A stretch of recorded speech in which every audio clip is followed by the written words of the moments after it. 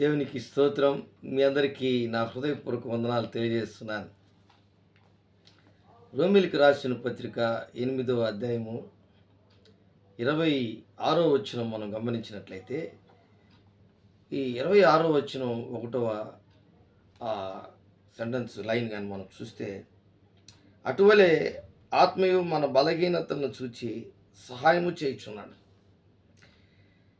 అంటే దేవుని బిడ్డలారా, ఈరోజు చాలామంది ఈ లోకంలో శారీరకమైన బలహీనత, ఆత్మీయ బలహీనత, కొంతమందికి ఆత్మ సిద్ధము, శరీరము బలహీనం, కొంతమంది ఏమో శరీరము సిద్ధము, ఆత్మ బలహీనం. దేవుని బిడ్డలారా, ఈరోజు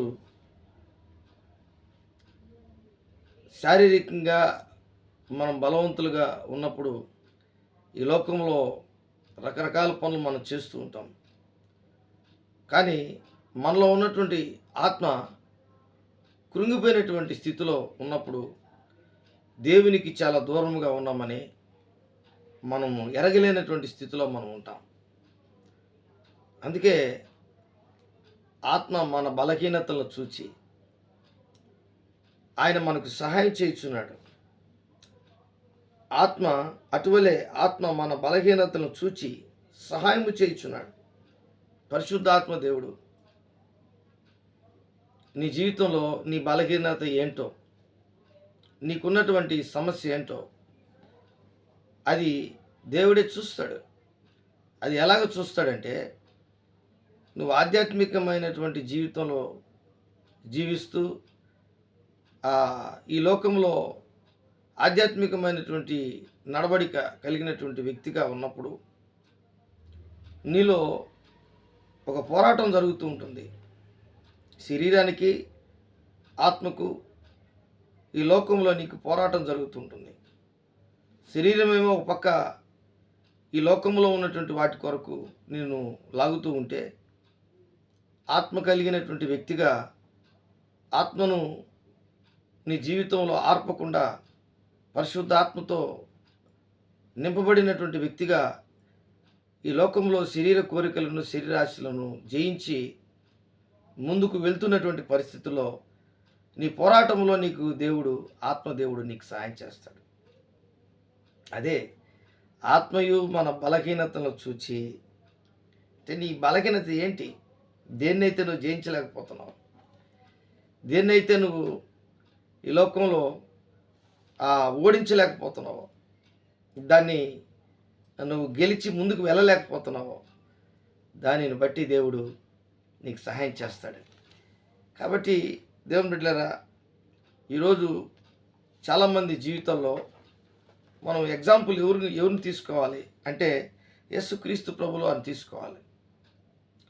యేసుక్రీస్తు ప్రభులు వారు ఈ లోకంలో జీవించినటువంటి జీవితంలో ఆయన శరీరాన్ని జయించాడు. అంత మాత్రమే కాదు, ఆయనలో యొర్దాను నదిలో బాప్తిసము పొందిన రోజు, ఈయన నా ప్రియకుమారుడు, ఈయన యందు నేను ఆనందించుచున్నాను అని చెప్పినటువంటి ఆ దేవుడు పరలోకము నుంచి ఒక స్వరం వినినప్పుడు, ఆయన మీద పావురం వలె పరిశుద్ధాత్మ దిగినప్పుడు, ఆయన 3 విషయాలు యోహాను అంటాడు, నేనైతే ఈ నీటిలో బాప్తిసం ఇచ్చుచున్నాను, కానీ నా వెనక వచ్చేవాడు పరిశుద్ధాత్మతోనూ అగ్నితోనూ బాప్తిసం ఇచ్చును అని చెప్తున్నాడు. అంటే దేవుని బిడ్డలారా, నువ్వు ఆత్మీయంగా ఎదుగుటకు దేవుడు ఎన్నో నీకు ఆత్మీయమైనటువంటి సంగతులను దేవుడు తెలియపరుచున్నాడు. ఇది ఒక మానవుడు నీకు ఇచ్చే ఒక గైడెన్సీగా, ఒక మార్గదర్శిగా ఉండదు, ఆత్మీయమైనటువంటి మార్గదర్శి ఆయన. అందుకే చూడండి, 26వ వచనం 2వ సెంటెన్స్ చూడండి. ఏలైనగా మనము యుక్తముగా ఎలాగూ ప్రార్థన చేయవలనో మనకు తెలియదు, కానీ ఉచ్చరింప సఖ్యము కాని మూలుగులతో ఆ ఆత్మ తానే మన పక్షమున విజ్ఞాపన చేయుచున్నాడు. అంటే దేవుని బిడ్డలారా, నువ్వు దేవుని వేడుకునేటప్పుడు, నువ్వు వేడుకునే విధానంలో కాస్తంత దేని గురించి వేడుకుంటున్నావు? నీ యొక్క పోరాటంలో విజయం కొరకు, ఆత్మీయ పోరాటంలో విజయం కొరకు అడుగుతున్నావా? శారీరక విజయాల కోసం అడుగుతున్నావా? నీలో ఉన్నటువంటి బలహీనతల్ని తీసివేసుకుంటకు అడుగుతున్నావా? నీ బలహీనతల్ని అధిగమించుటకు అడుగుతున్నావా? ఇవన్నీ కూడా దేవుని ఆత్మ నిన్ను చూస్తూ ఉంటుంది. అందుకే యోహాను సువార్త 14వ అధ్యాయము 16, 17, 18 వచనాల్లో మీరు కానీ చదివితే, ఆయన మీతో ఉండును, ఆయన మీలో ఉండును అని దేవుని ఆత్మ గురించి యేసుక్రీస్తు ప్రభుల వారు ఆయన మనకు చాలా స్పష్టంగా చెప్తున్నాడు. ఆయన మీతో ఉండును, ఆయన మీలో ఉండును. అంటే దేవుని ఆత్మతో నింపబడినటువంటి వారముగా, ఆయన ఆత్మ కలిగినటువంటి ఐక్యత కలిగినటువంటి వారముగా, పరిశుద్ధాత్మ నడిపింపు కలిగినటువంటి వారముగా, మన జీవితంలో ఆత్మకు లోబడే ఆ విధముగా మన ప్రాణాత్మ దేహములు కలిగినటువంటి ఆ ఆత్మీయ నడవడిక కలిగినటువంటి వారముగా మనం ఉన్నప్పుడు మనకు అనేకమైనటువంటి దర్శనములు, కలలు, లేక నీకు ఎదుటి వారి యొక్క జీవితంలో వారు నీ మీద ఉపయోగించే మాటలు కానీ, ఆలోచనలు కానీ, ఏదైనా క్రియలు కానీ అవన్నీ కూడా నీకు వివేచన వరం చేత తెలియపరచబడతాయి. ఇది ఆత్మదేవుడు నీకు తెలియపరుస్తాడు. ఎందుకంటే దేవుని బిడ్డలారా, చాలామంది ఈ లోకములో ఆత్మీయంగా నడిచే విధానంలో ఆ ఆత్మీయమైనటువంటి నడిపింపులో మనం గమనించినట్లయితే, పౌలు ఒక చిన్న ఉదాహరణ మీకు ఆశపడుతున్నాను. పౌలు ఆయన రోమ్కి వెళ్తున్నాడు. బందీగృహముగా, అంటే బంధించబడినటువంటి వ్యక్తిగా ఆయన నావలో ఆయన్ని దేవుని యొక్క బిడ్డగా, క్రీస్తు ఖైదీగా పట్టుకున్నప్పుడు ఆయన నావలో పంపిస్తున్నారు వేరే ప్రాంతానికి. ఖైదీలందరినీ పంపిస్తున్నారు ఈయంతోటి. అయితే నావికుడు ఆయన ఆకాశం వైపు చూచి ఆ ప్రయాణంలో ఏ అభ్యంతరం లేదని ఒక సర్టిఫికేట్ పొందుకున్నాడో లేకపోతే తెలుసుకున్నాడో, ఆ నావను బయలుదేరే పరిస్థితుల్లో ఆయన చూసుకుంటున్నప్పుడు పౌలు చెప్పాడు, ఈ నావ ఈ టైంలో పోవడం మంచిది కాదు, గాలివాన వస్తుంది. దేవుని బిడ్డలారా, పౌలు ప్రయాణం చేసే ఆ నావలో గాలివాన వచ్చింది. మెలితే దీవుల దగ్గర ఆ ఓడ లేక నావ పగిలిపోయింది. వారు చెక్కలనో లేకపోతే ఆ నావ ఉన్నటువంటి వాటిని పట్టుకొని వారు ఎట్లో కష్టాలు పడి మెలితే దీవులకు వచ్చారు. మెలితే దీవుకి వచ్చి అక్కడ ఆ దొంగలు, ఈ పౌలు, అలాగే ఆ నావికులు అందరూ కూడా వచ్చారు. దేవుని బిడ్డలారా, గాలివాన వచ్చినప్పుడు పౌలుతో దేవుని దూత మాట్లాడడం, పౌలుతో దేవుడు మాట్లాడడం, పౌలుకు ఆ ఇన్విజిబుల్ థింగ్స్ అంటే ఆ కనబడనటువంటి విషయాలు కూడా పరిశుద్ధాత్మ దేవుడు బయలుపరచడం. ఈరోజు మన జీవితంలో కూడా ఒక ఆధ్యాత్మికమైనటువంటి స్థితిని మనం కూడా కలిగి ఉండాలంటే, జరగబోయే విషయాలను ఆత్మ ద్వారా నువ్వు తెలుసుకోగలిగినటువంటి వ్యక్తిగా, నీ యొక్క శరీరం, నీ ప్రాణాత్మ దేహములు కలిగినటువంటి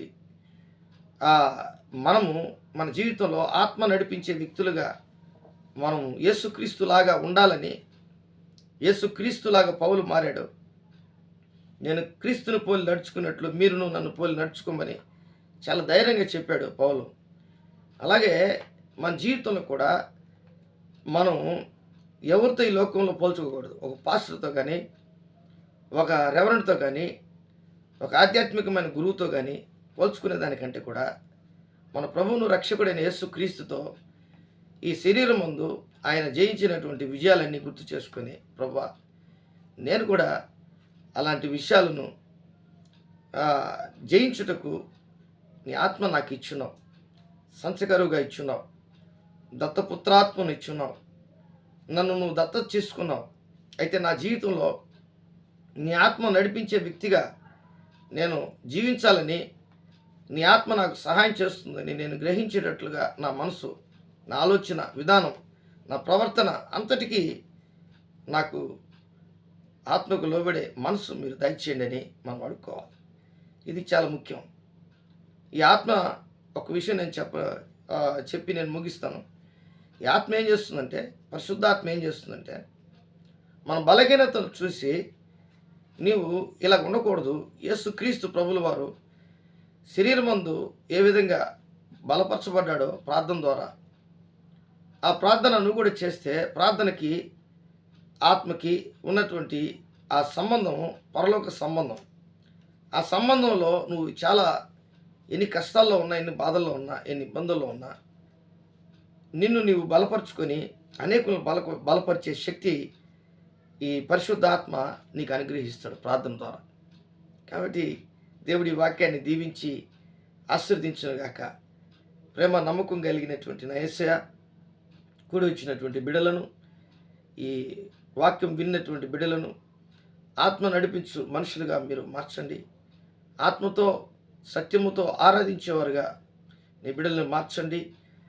ఆత్మలో మూలిగే వారిని నాయన ఆత్మ యందు నీలాగా నీ రూపంలో మార్చబడేటట్లుగా మా జీవితాల్ని నాయన మీరు మార్చండి, సహాయం చేయమని యేసు నామములో అడిగి వేడుకుంటున్నాం తండ్రి.